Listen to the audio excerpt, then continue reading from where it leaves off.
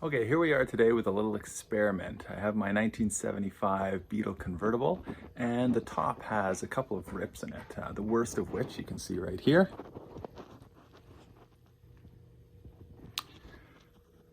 And I didn't really want to spend the money on a brand new top because actually the rest of the top is in pretty good condition. There's a hole like this, a little smaller on the other side, but the rest of it looks pretty good. So I thought to myself, how could I fix this on the cheap sort of, so it'll last me a little while at least.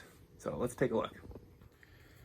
Now there was some duct tape pasted over the hole there, and it was a tear. And so the first thing I did is I took a hot knife and I cut around the tear so that all of the frayed edges and the slit, and so I kind of rounded it off there so that there wasn't any place where it was going to tear further.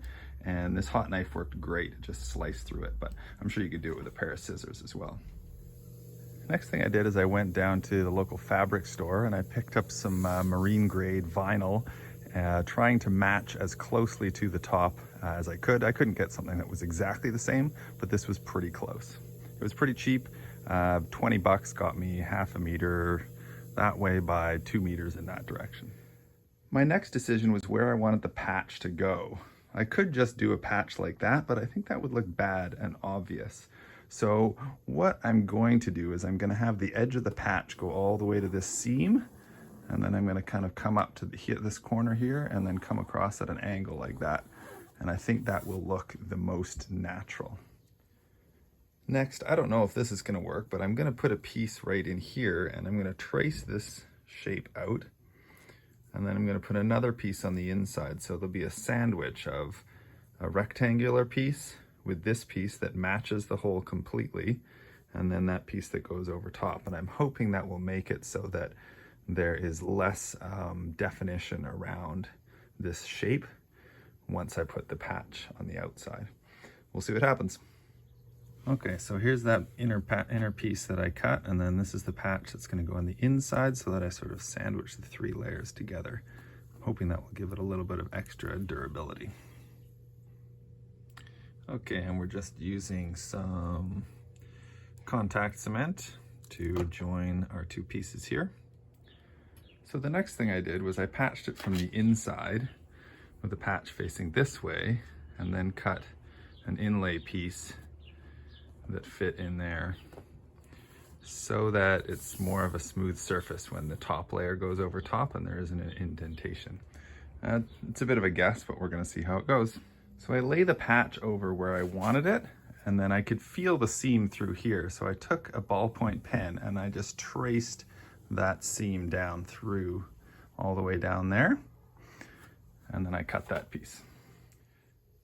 So with the patch all cut out, that's sort of what it looks like. I just traced around the edges, and I figured on this bottom edge here, I can probably just use maybe a bead of black silicone or an edging piece to sort of cover up that joint, but I actually think it's going to look pretty slick.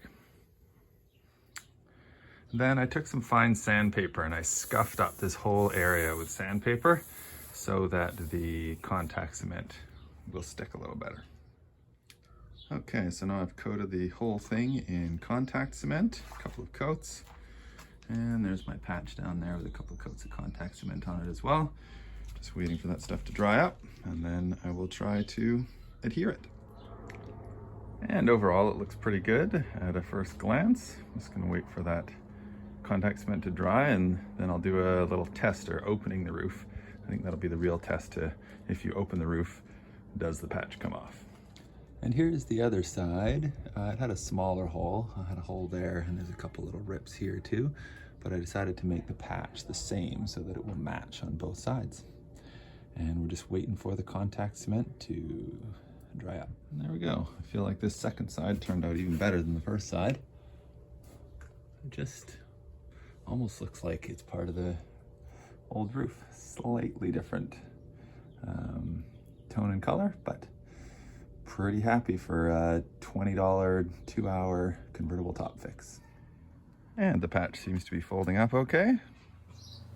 And when the roof is put back up, it looks pretty good.